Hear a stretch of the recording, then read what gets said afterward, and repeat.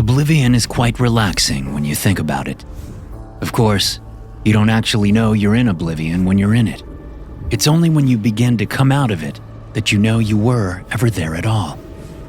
Then comes the dread and the fear. This is exactly what happens to me. As consciousness claws itself back, and I slowly become aware of my surroundings, and of the fact that I've just been floating in a relaxing void, all I want is to go back into that formless dark. I want to stay there, to continue sleeping that dreamless sleep until all my problems go away. So, as the claws of consciousness dig into the cliff's edge of reality, I try my best to dislodge them. I hammer and stomp at those hands, those claws, trying to throw myself back into that void that waits just over the cliff. Ironically, it's this effort that actually brings me awake faster, hastening what little time I would have otherwise had to bask in the knowledge of my little vacation from the world and my problems. 2 words come from the depths of my newly recovered conscious mind, and they repeat like a broken record. Not again. Right on time comes the dread and the fear as my bleary eyes open to see blue polyester? As oblivion races away from me like a hit-and-run driver from the scene of an accident, I shift my limbs, surprised to find that they move somewhat freely. My legs are a little restricted, but they're not fastened together, like last time. Most importantly, my arms are free, allowing me to scramble up into a sitting position and take in my surroundings. I'm in a camping tent made of blue and gray polyester. The reason my legs are slightly restricted is because I'm in a sleeping bag. There's no one in the tent with me, but there are supplies I've never seen before. A canteen, some clothes, boots that are free of mud or debris or any other sign that they've been used. Sunlight filters from the sky, obscured on its way by swaying tree branches that create a web of shadows on the tent. Birds chirp outside. Squirrels chitter. A man yells, "What the fuck?" from nearby. Ah, nature. As I kick my way out of the sleeping bag and yank the tent flap open, some part of me wants to believe I'm free. But another part of me, the same part that keeps repeating "not again," knows I'm pretty goddamn far from freedom. I only notice my clothes as I stand up outside the tent. I'm wearing jeans and an orange t-shirt. My bare feet pick up pine needles and little bits of gravel as I look around. I'm in a small clearing amid towering pine trees. There's a trail nearby running parallel to the campsite. As I spin around, I see nothing but trees in every direction, except for the 2 other tents in the little clearing along with mine. There are also 3 hiking backpacks strung up from ropes nearby, probably because they have food in them. From one of the tents, a man is still grumbling groggily. "The hell is this shit?" he says while unzipping the tent flap. A gruff, beaten down by the world face peers out at me with hostility. Ice-colored eyes jump around like fleas at a circus, but they always land back on me. Silent accusation flies from his broad face and misshapen head. I raise my hands. "I just woke up here too." "What is this shit?" he repeats. The flap to the 3rd tent comes open, and a 3rd man pokes his head out. He's got dark hair, olive skin, and a wondrous expression on his face as he glances around. "Wow, I've never been camping before." Both men get out of their tents, the gruff guy coming first and lurching toward me on unsteady legs. He grabs my shirt, pulls my face uncomfortably close to his, and says, "Where the hell are we?" on a wave of fetid breath. "Gah!" I turn away and gulp in the sweet pine forest air. "Yeah, I'd like to know that too," the dark-haired guy says. "I don't know," I say, still facing away from bad breath. "I just woke up here. Last thing I remember, I was going to the infirmary for an unscheduled checkup," the dark-haired guy says, finishing my sentence. "Yeah, that's right." Bad breath's grip loosens on my shirt, although the collar is probably stretched beyond repair now. Great. You guys were doing time too? I nod. Yeah. Where? Sing Sing. Auburn. The dark-haired guy says. What about you? Bad breath releases me. 5 points. Wait, where's Auburn? I ask. Auburn, New York? Yeah. The guy says. He doesn't seem too concerned about suddenly waking up here. Maybe he's been through something like this before. Like me. I breathe out, stepping back from bad breath. We're all from New York. No shit, that's weird. Why? Listen, what are your names?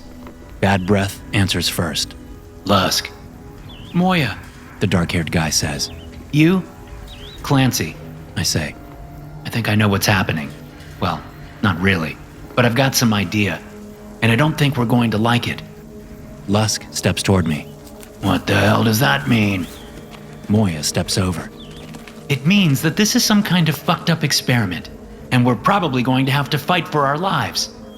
Lusk turns to Moya and shakes his head. I don't get it. Experiment? I thought experimenting on prisoners was illegal or something. Moya laughs. Right. What country do you live in? I get to my knees beside my tent and start rolling up my sleeping bag. The longer we hang around here, the more likely it is we'll be screwed. See those backpacks? I point. There's one for each of us. I suggest you pack your shit up and start walking. That's clearly what they want us to do. Moya replies. So you've been through something like this before? Me too. I would rather take my chances on the run than sit around here and wait for whatever is coming for us. Moya shrugs. Fair point. I'll go with you. A buzzing sound erupts from somewhere in the trees. I whip my head up and look that way just as the buzzing stops. I see a tree in the distance wavering more than the others, more than the breeze would account for. I feel eyes on me. After studying the tree and seeing nothing out of the ordinary, I ask Moya, Did you hear that? Yeah, let's get gone. Nodding, I reach down and pull a metal tent stake out of the ground and slip it in my pocket. Lusk, who has been alternating between watching us and watching the trees, finally lets loose. What the fuck is going on? You got two choices, big man. Moya says, now packing his own sleeping bag up. Stay or go. Up to you. What the hell was that? Lusk whispers, stopping on the trail to look around. I heard it too. That buzzing sound again, growing closer, getting loud. Too loud, like 100 grasshoppers all flying in unison. Then, it ended, just a second ago, with a rustling sound in a tree off to our left. All three of us are now stopped. Moya is up ahead, Lusk in the middle, and me bringing up the rear. My mantra has gone from not again to what now, ever since I started hearing the buzzing noise. I scanned the treetops, seeing nothing of interest. It could just be some group of insects. The thing is, it didn't sound like a group of insects. Not really. That's just the closest assumption I came to. In reality, it sounded like one big insect. And that's something I really don't like the sound of. Maybe we should go back the other way? Moya asks. It was a coin flip that caused us to go this way. Even though we didn't have a coin, so we flipped a piece of tree bark instead. Maybe, I say, hoping against hope that simply going the other way will lead to salvation. But of course, I know it won't. We're screwed no matter which way we go. Lusk pushes past me. Yeah, screw this. Moya and I turn as well, following him. For a while, we don't hear anything strange. But just as we get to the spot where we woke up, the buzzing starts again. This time, it's coming from everywhere. For a moment, I think it's some kind of aircraft, like a prop plane or something, and that it will just fly over the trees and we'll all have a good laugh about it. But as the buzzing gets louder and I feel my teeth vibrating, I glimpse the first figure out of the corner of my eye. It's little more than a distant shadow over the trees. I look that way, seeing something large as a man, settling in the high-up branches of a tree some 40 yards distant. Even from the split-second glimpse, I know it's not a man. The buzzing continues. Lusk shouts out what I've come to think of his catchphrase, What the fuck is that?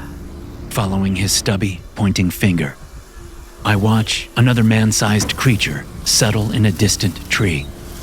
But this one is close enough that I can see its large, segmented eyes as it pokes its vaguely humanoid head around the tree and peers at us, its mandibles opening and closing like oversized crab claws. There's a shout from Moya. I turn and see another one, slightly different from the other two. This one buzzes down on huge wings and lands on the trail about 20 yards away. A full-body revulsion passes violently through me as I look at the creature. It looks like a big cockroach with human-like features. It stands upright on two thin but humanoid legs. It has 4 arms, 2 on top where you would expect them on a human, and 2 lower on each side. Each of these ends in 3 segmented finger-like digits. The creature wears no clothes and is burgundy in color, like that of your average cockroach. Its body is made of tough, organic armor, and its compound eyes seem to stare at everything and nothing all at once. The 3 of us gape at this giant insect before Lusk and Moya take action. They both turn and run away. I do the same, but first I drop my backpack to the ground. Soon, I'm passing both of them, but I know it won't do any good. I can still hear the buzzing, and I'm peripherally aware of more of the huge insects landing in the woods all around. Still, I keep running. But they don't approach. The closest they get is about 15 yards away, landing on the forest floor or in the trees or on the trail behind the 3 of us. They scurry after us, propelling us onward. I realize too late that they're corralling us like sheep. My lungs burn and my legs are rubbery as I bring a clearing into view up ahead. There's some kind of giant insect in the middle of the clearing, almost as tall as the trees. The sight of that massive insect freezes my blood. I stop running and turn in all directions, looking for an escape route. Lusk and Moya, both now without their packs, slow down as they approach me. We're completely surrounded and exhausted. Clicks and whistles sound all around us as the creatures communicate.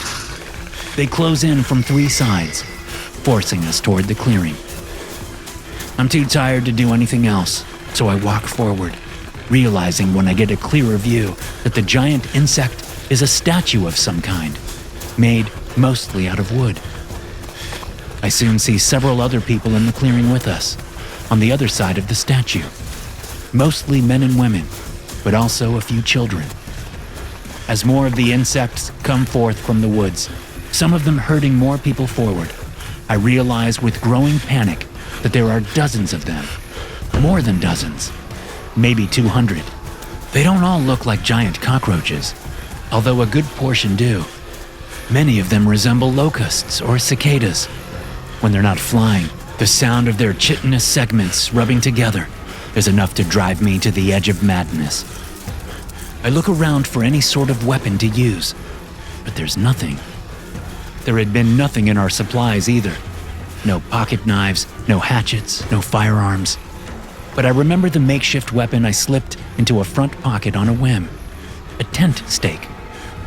Touching my pocket, I verify that the thin, lightweight piece of metal is still there. But I leave it there, knowing I would have to get close to use it. Close enough to touch. The thought of it makes my bowels constrict. They corral us humans into a circle around the legs of the upright insect effigy, facing inward so our backs are to the insects. Several people whisper, speaking what sounds like German, but that only aggravates the creatures. They chitter loudly and race up to the offenders, putting their strange hands ungently on their shoulders and shutting the communication down immediately. Once we're all in a circle around the effigy, we eye each other, trying to communicate only through looks and body language. A few men suddenly scream and whip around in a semi-coordinated attack. I tense, reaching for the metal tent stake in my pocket, deciding how best to make my move. But even before I can spin around to lunge at one of these strange creatures, I see the result of the attack. The insect creatures move swiftly, one of them snapping a man's arm in half as he tries for a haymaker.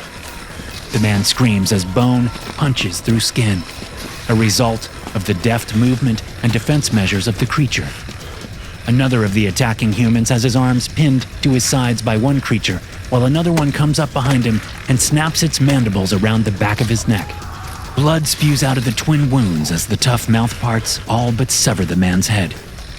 The third and final attacker is grabbed on either arm by two creatures, who then buzz up into the sky and attempt to fly away from each other with the man between them.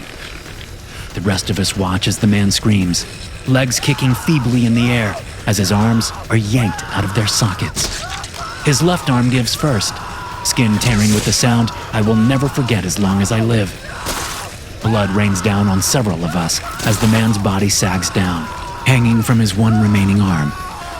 Then the creature with the man's severed arm drops the limb and moves back in with a blurry buzz of large wings. Once again holding the man between them, the two creatures fly over the head of the wooden effigy.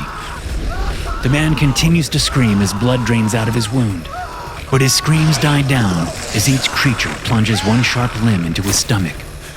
Having positioned him over the effigy's head, they rip his flesh open and allow his organs to dump out onto the 40-foot wooden statue. Then they drop the man's body onto the thing. The effigy looks so fragile that I expect it to collapse under the man's weight, but it doesn't even tremble as he hits it. I blink repeatedly, trying to make sense of what I'm seeing. The man seems to be melting over the insectile effigy head, the structure of his body morphing, skin color changing. In the middle of this, additional creatures bring the other attackers up into the air and drop them onto the effigy as well. The same thing happens. These men melt as they hit the statue, their flesh spreading out, making an exoskeleton for the massive insect. Suddenly, I know with sickening certainty why we're here. And it seems that everyone else has come to the same conclusion as all hell breaks loose. Chaos erupts as the humans revolt, everyone determined to go down fighting. I yank the tent stake out of my pocket and lunge at the nearest creature while it's in the middle of trying to catch my neighbor. I plunge the dull metal tip into the creature's many-segmented eye. It screams. A shrill series of whistles ring out that makes me want to jam the stake into my own eardrums. Greenish goop leaks out of the ruined eye as I pull the stake out and then try to jam it into the creature's head. The exoskeleton is too hard. It's like trying to stab through a bike helmet. The creature shifts to me, forgetting about the woman it was busy with. As it grabs my left forearm, digging its sharp fingers into my skin, I jam the stake into its other eye. It screams again and takes off into the air, colliding with another flying creature and then careening off into the woods, smashing into a tree. Crouching and ready to defend myself, I peer around and immediately see that the humans are losing. There's a familiar yell, and I see Lusk being lifted into the air, mangled legs kicking and face bloody. I follow his trajectory and am shocked to see that the effigy is nearly halfway complete now. In the time it took me to stab that one creature in both eyes, at least a half dozen more humans have been assimilated into the effigy. And Lusk is next. The creature drops him onto the effigy's thorax, and I watch in shock as the man is quickly melted, organs being sucked through the skeletal framework to create the interior of the effigy's body, while his flesh is stretched and then solidified on the exterior by some unseen force. I'm too busy watching this horrific display to see the creature buzzing toward me until it's almost upon me. I turn at the last moment as the thing slams into me, taking me to the ground. Its forearms grip me, pinning my limbs to my body, making the stake useless. Its mandibles open up, the sharp ridges in the interior already dripping blood from some previous victim. Maybe it's the same one who nearly took off that man's head from behind. It's impossible to tell. Its head closes in on my face, mandibles stretching as wide as they'll go. I can see my tiny reflection multiplied in its segmented eyes that take up a good third of its head. It's going for my throat. One pinch of those mandibles, and I'll bleed out in no time. I struggle, trying to free my arm. It's no use. The thing is too strong. The only move I can make rushes into my mind. One last, desperate move. I whip my head up, mouth open, and bite into the creature's right eye. I feel the tough segments pop against my teeth, filling my mouth with a gel-like substance that tastes of rotting vegetation. At the same time, the creature jerks back reflexively while simultaneously closing its mandibles. I feel the spikes rip into the skin of my neck, and I'm sure I'll be dead in moments. But in its pained spasm, it has released my right arm. I bring the tent stake up and jam it between two segments of its armor, right where its neck meets its head. Even this doesn't kill the thing, but it screams and takes off into the air. Feeling the wounds on my neck, I'm relieved to realize they're mere surface scratches. I get quickly to my feet, glancing up at the towering effigy, seeing that it is almost completely covered. All that's left are its legs and a few bare spots on its abdomen and thorax. There are still several humans left, fighting for their lives or trying to run. I spot a young girl lying on the ground about 10 yards away. She has her hands over her head and she's crying. One of the creatures lands next to her and grabs her with its forearms. With an anger I've only felt one other time in my life, an anger that ultimately landed me in prison, I lurch for the creature. As the insect lifts off, carrying the girl, I leap onto the thing's back, wrapping my left arm around the narrow space between its thorax and abdomen. My weight brings it back down near the ground, but it doesn't land. Its wings are beating me, but they're so light they don't hurt, although it's clear I'm not preventing the thing from flying. It drops the little girl and buzzes higher into the air, bringing me up and toward an empty spot on the effigy. I jerk my right hand up and slash wildly with the stake, hoping I'll be able to do some damage to the wing. It works, and I poke a hole in the wing, but the creature doesn't seem to notice. We're closing in on the effigy now. It's almost done. A few more humans, and it will be finished. I have no idea what will happen then, but I know it won't be good. Grabbing around the creature's abdomen with both arms, I get enough leverage to pull myself farther up, scrambling up its vibrating body and positioning myself on its back between its wings, which still beat my lower body as it flies. It reaches up with two of its four hands, fingers piercing the skin of my upper back, just behind my arms. The blank spots on the effigy is just below, some 10 feet down. If I land on that blank spot, I'll be assimilated. But what if I land on a portion that already has exoskeleton? It's worth a shot. Working against the pain, I bring the stake up and stab it into one of the creature's eyes. The thing veers away from the effigy as it screams in pain. It yanks at me with its powerful arms, tearing chunks out of my flesh and causing me to unleash a scream of my own. Suddenly, I'm below the creature, hanging onto an arm with my left hand, dangling high above the crowd. The effigy's head is to my right. An idea screams to mind as I see another insect creature filling in the hole I was meant for. The effigy is done. It begins to move, to come to life. The insect creature is trying to drop me. It has no more use for me, so it's trying to kill me. I hang on tight, whipping my legs around to try and influence its flight path. It works, getting me just close enough. I let go, dropping onto the effigy's head, grabbing onto an antenna to prevent myself from falling. I scramble onto its now moving head, crouch behind it, and throw my stake-gripping fist over, stabbing the thing in the eye with the stake. It shakes its head slowly, as if coming out of a nap. I don't know how many of these things I've stabbed in the eyes, but it hasn't killed any of them.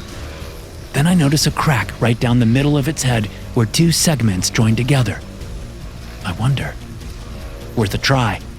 I stab the stake at that crack. The tip barely punctures it, but it's a start.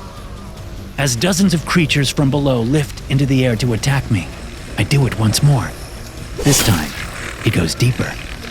That strange whistling scream erupts from deep in the giant creature's abdomen, and I feel its strange flesh skeleton vibrate under me as I pull the stake out and slam it back in again. I stab with the stake in a crazed frenzy, punching a hole into the creature's head right at the weak point between segments. Brown goop oozes out. The creature moves its tree trunk legs, stepping among the insects still carpeting the clearing. Other creatures buzz at me, but I manage to kick a couple of them away. One of them slams into me, knocking the stake out of my hand, which tumbles down to the ground below. Now several of the creatures surround me. I feel their strange fingers puncturing my skin. It's now or never. I make a fist and punch down into the hole I've created in the huge creature's head. My fist powers through goop and into something strange that feels like a buzzing nest of smaller insects. I open my fist and start rooting around inside the creature's head. As my attackers try to pull me away, I thrust my hand into what feels like a large electrical socket covered in tinfoil. A jolt of electricity rolls through me, and I feel the creatures around me fall away, as if they've been shocked as well. I'm still armpit deep in the giant creature's head, and as I slump over, sweet oblivion racing up to meet me. I see the remaining creatures on the ground all collapsing as if they've been sprayed with extra strength insecticide. But the last thing I glimpse before oblivion takes me into its empty arms is the little girl from earlier. She's unharmed, standing amid the collapsing insects, looking up at me with a confused expression on her face. I manage a smile, welcoming oblivion. Oblivion is quite relaxing when you think about it. Of course, you don't actually know you're in oblivion when you're in it. It's only when you begin to come out of it that you know you were ever there at all. I try to revel in it, but consciousness claws itself back, and I become aware of my surroundings. Familiar surroundings. No polyester this time, just stone and metal. Prison, but not a regular prison cell. I'm in solitary. Again. Sighing, I lie back on the uncomfortable bunk, thankful I'm not surrounded by sickening man-sized insects. The cell door opens, and a guard I recognize comes in with a tray of bland food, which he sets on the lidless toilet. Finally awake, asshole? When did I get back? I ask, not bothering to get up. Back? Back from where? Oh, right, I say. It never happened, right? I've been here the whole time? I remember the drill from last time. The guard shakes his head disgustedly. Man, you need to be in a nut house instead of here, you freak. I'm good either way. As long as there are no giant bugs, I'll be just fine. The guard hurls a few more insults and then leaves. When he's gone, I sit up and stick a hand under my shirt, feeling the bandages along my shoulders and back where the creatures stuck their fingers into me. A cockroach suddenly scurries out from under my bunk. I stomp on it, feeling it crunch under my foot. I can't help but smile. SCP-4067 refers to a yearly event in a random location throughout Western or Central Europe where a massive gathering of insect humanoids occurs. These humanoids are designated as SCP-4067-1 instances. These instances are sapient and are both bipedal and quadrupedal. Some specimens possess 2 or 4 limbs connected to their torsos that terminate in 3 fingers. At the yearly event, instances manifest from unknown sources in various numbers and create an effigy from wood. The effigy is made to resemble an unknown deity worshipped by the instances and is designated as SCP-4067-2. When it is built, these instances will gather any nearby humans and then, in a ritualistic fashion, have the bodies of subjects expand and merge with the effigy. Once the effigy is completely covered in the flesh of subjects, it will begin to animate and slowly crawl its vicinity in search of further subjects to consume. During one event, a total of 123 humans were absorbed by the effigy. To hear more stories like this, be sure to hit subscribe and turn notifications on. I'll see you in the next one.